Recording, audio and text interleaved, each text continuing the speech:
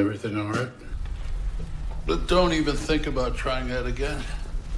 He was gonna hurt us. He was gonna hurt you. It's okay.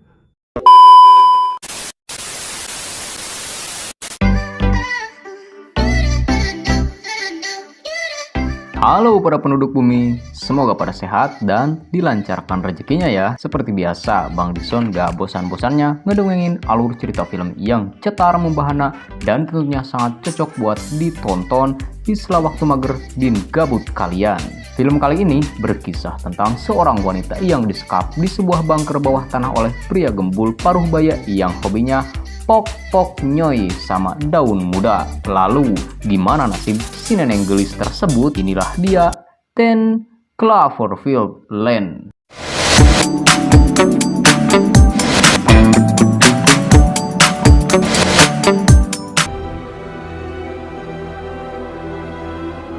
Ini Michelle, si wanita cantik, semohai, nggak lempai, bikin ngacai, yang lagi jalan-jalan tengah malam karena galau setelah bertengkar dengan sang pacar bernama Ben. Just talk to me, okay? I can't believe you just...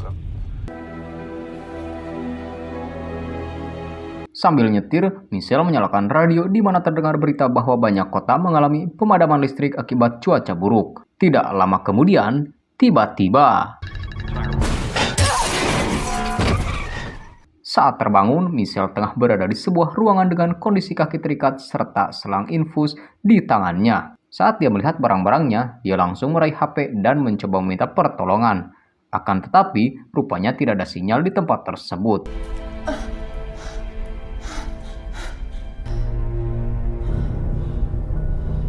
Tak lama berselang, datanglah seorang laki-laki gemoy bernama Howard. Sontak, Michelle yang ketakutan dan khawatir akan diapa-apakan olehnya langsung mengancam Howard jika kekasihnya pasti sedang mencari keberadaannya sekarang. Nyatanya, Howard datang hanya untuk memastikan keadaan Michelle baik-baik saja. Dia bahkan memberikan tongkat kepada Michelle untuk membantunya berjalan akibat kakinya yang cedera karena kecelakaan yang dialaminya. Setelahnya, Howard memberikan kunci untuk membuka ikatannya, lalu dia keluar dari ruangan tersebut.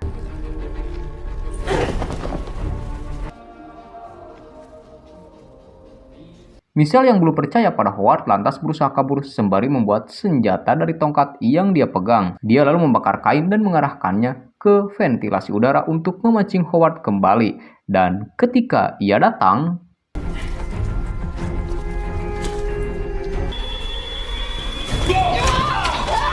serangan Michelle nyatanya mampu ditepis dengan mudah dan Michelle malah disuntik obat bius yang seketika membuatnya pingsan lagi. Saat tersadar, Howard telah duduk di depan pebenguknya dan menjelaskan jika seharusnya Michelle berterima kasih pada Howard yang telah menyelamatkannya dari kecelakaan dan membawanya ke tempat yang aman karena tidak ada lagi tempat yang bisa ditinggali. You were in an accident. Given us how I saved your life, I think that's acceptable. Mendengar hal itu, Michelle jadi semakin bingung. Howard melanjutkan penjelasannya di mana kini seluruh bumi telah terkontaminasi zat radioaktif berbahaya akibat terjadinya perang senjata kimia yang menyebabkan udara tercemar dan tak aman lagi bagi manusia. Tapi mereka kini aman karena tengah berada di sebuah bunker bawah tanah yang telah Howard buat.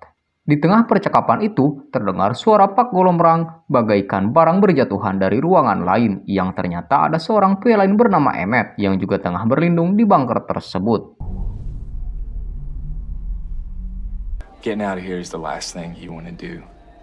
Di sana, Emmett mengkonfirmasi dan membenarkan ucapan Howard bahwasanya udara di luar memang sudah tercemar. Mereka bertiga pun masuk ke ruangan utama di bunker tersebut yang mana tersedia fasilitas yang cukup lengkap bak hotel 5 star. Di sini Michelle terlihat sudah mulai tenang, meskipun masih sedikit merasa aneh karena dia sempat mendengar suara mobil yang melintas tepat di atas area bunker tersebut. I can't trust you not to burn this place down. This is for me. And that table is a family heirloom, which means watch your glasses. Melihat Michelle masih meragukannya, Howard tampak kesal. Lalu untuk membuktikan ucapannya, dia mengajak Michelle ke dekat pintu keluar dan melihat dengan mata kepalanya sendiri keadaan bumi sekarang ini. Michelle pun sempat kaget saat melihat dua bagong peliharaan Howard memanglah benar-benar koit dan kandangnya dengan mengenaskan. world ends and the thing he's most upset about is a pair of dead pigs. Dia melihat mobil pick-up milik Howard dan lantas menyadari jika mobil itulah yang menabraknya saat malam kecelakaan beberapa hari lalu. Michelle pun kembali berpikir bahwa mungkin semua ini hanya akal-akalan Howard yang mempunyai niatan buruk padanya.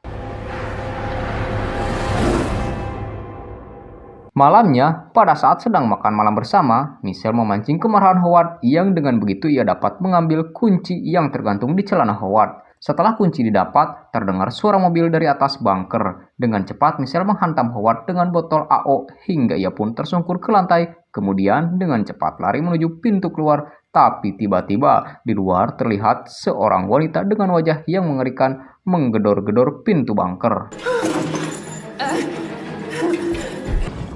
There's a woman. Open the door.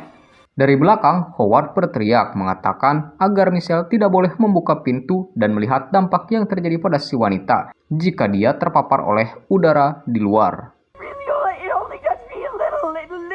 Pada akhirnya, Michelle pun percaya sepenuhnya dengan semua perkataan Howard dan menerima kenyataan bahwa dia harus tinggal di bunker tersebut sambil menunggu situasi kondusif. Hingga beberapa hari setelahnya, Howard mengaku jika dialah yang telah menabrak Michelle karena saat itu dirinya sangat panik akibat serangan yang dialaminya. Dan sehingga mobil menjadi tak terkendali dan akhirnya mencelakai Michelle. I'm sorry. When I found out about the incoming attack, Kemudian Howard memberikan baju bekas anaknya bernama Megan yang telah lama meninggal untuk dipakai Michelle sebagai baju ganti. Hari demi hari pun mereka lalui dengan melakukan berbagai kegiatan seru di dalam bunker. Mulai dari main game, baca buku, dan nge-AO bareng. you're doing fine. Singkat cerita, alarm di bunker tiba-tiba menyala akibat adanya gangguan pada ventilasi udara di bunker tersebut. Keadaan tersebut cukup gawat karena ventilasi itu merupakan satu-satunya penyuplai oksigen. Howard lantas meminta Michelle untuk memeriksa dan membenarkannya. Swing the handle off, then on. Something blocking the hatch. Di sana ia juga melihat jalan keluar lain dan di sana ia juga menemukan sebuah goresan bernada minta tolong yang terukir pada jendela kaca. Tak hanya itu, Michelle juga menemukan sebuah anting bernoda darah yang kemudian ia tunjukkan pada Emmett. What's this? Setelah diperiksa, anting itu nyatanya sama persis seperti yang ada di foto Megan. Dan yang lebih mengagetkannya lagi, Emmett berkata kalau wanita itu bukanlah Megan, melainkan Britney, teman sekelas dari kakaknya Emmett waktu SMA. Yeah, her name is Brittany. I remember her. She went to high school with my little sister. Diketahui jika Britney juga telah menghilang 2 tahun lalu dan sampai saat ini belum kunjung ditemukan keberadaannya. Akhirnya mereka berkesimpulan bahwa Howard lah dalang dibalik hilangnya Britney. Tak ingin jadi korban selanjutnya, mereka berdua menyusun rencana untuk keluar dari sana dengan cara membuat pakaian pelindung dari udara yang tercemar menggunakan bahan seadanya seperti botol plastik dan tirai kamar mandi. But it's a start. No kidding.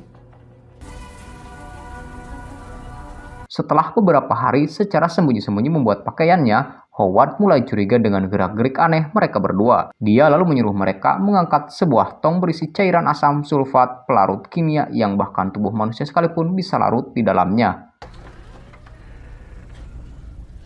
As a precursor to ammonium perchlorate. Howard lalu mengatakan jika dia telah mengetahui seluruh rencana mereka. Sontak mereka pun kaget sembari ketakutan. Tak terima dengan hal itu, Howard secara tiba-tiba langsung menembak Emmett yang membuatnya tewas detik itu juga. Setelahnya, Howard menenangkan Michelle dengan berkata jika Emmett bisa mengancam kehidupan mereka akibat tingkah bodohnya.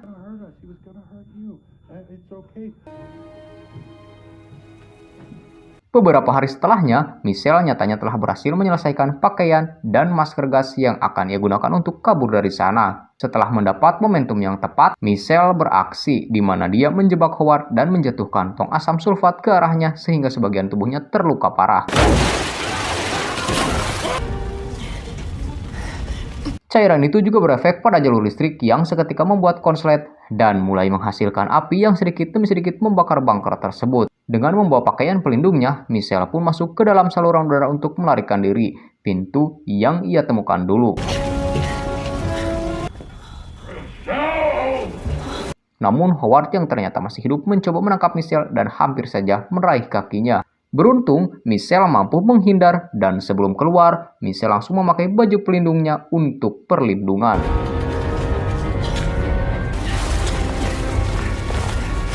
« Kini Michelle telah berada di luar dan saat akan masuk ke mobil, Michelle dibuat panik saat baju pelindungnya sedikit robek. Dengan cepat Michelle menutupinya dengan lakban yang ia bawa.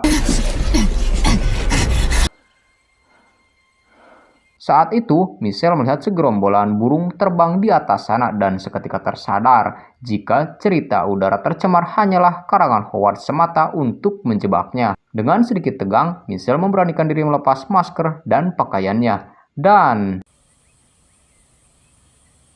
hipotesisnya benar jika udara di bumi baik-baik saja. Akan tetapi, Howard rupanya benar mengenai satu hal di mana Michelle melihat sebuah benda yang terbang dari kejauhan dan itu adalah pesawat alien. Di saat bersamaan, bunker Howard meledak dan memancing pesawat alien tersebut datang. Dia lantas mencari tempat untuk bersembunyi dan masuklah Michelle ke dalam gudang di belakang rumah. Keadaan semakin menegangkan di mana rupanya pesawat alien itu menurunkan salah satu aliennya untuk memeriksa situasi dan kondisi di sana, termasuk mencari makhluk hidup yang sedang bersembunyi.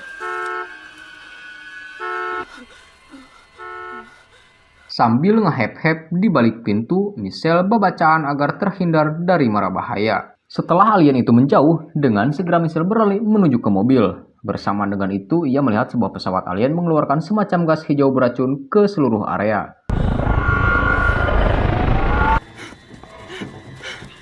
Faktanya, Howard tak sepenuhnya berbohong saat dia mengatakan jika udara sudah tercemar. Maka dari itu, sesampainya di mobil, Michelle langsung mengenakan kembali pakaian dan masker gasnya untuk menghindari dari ancaman gas beracun itu.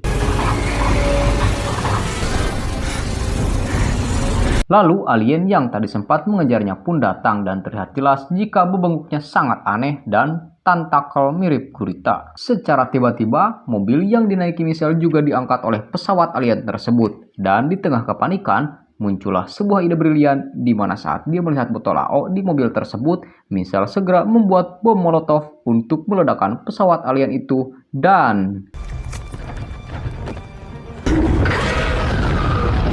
rencana Michelle itu berhasil dan pesawat tersebut meledak sehingga menjatuhkan mobilnya kembali. Dengan begitu, ia segera cabut dari sana untuk mencari tempat perlindungan lain yang lebih aman. Di perjalanan, terdengar di radio bahwa pihak militer berhasil melakukan perlawanan dan menghimbau manakala ada warga yang bertahan hidup diharapkan untuk bergabung bersama mereka. You are hearing this and aren't in a safe zone. Tanpa pikir panjang, ia pun segera otw ke tempat yang dituju dan film pun tamat cuy. Oke, itulah dia alur cerita film 10 Cloverfield Lane. Cukup seru juga, meskipun plot twistnya agak kurang wow sih. Tapi yaudahlah, terima kasih yang terus standby, dukung, dan pantengin channel Mamang Dickson ini. Sampai ketemu lagi di alur cerita film selanjutnya dan Adios amigos, permios, ngaleos, watados.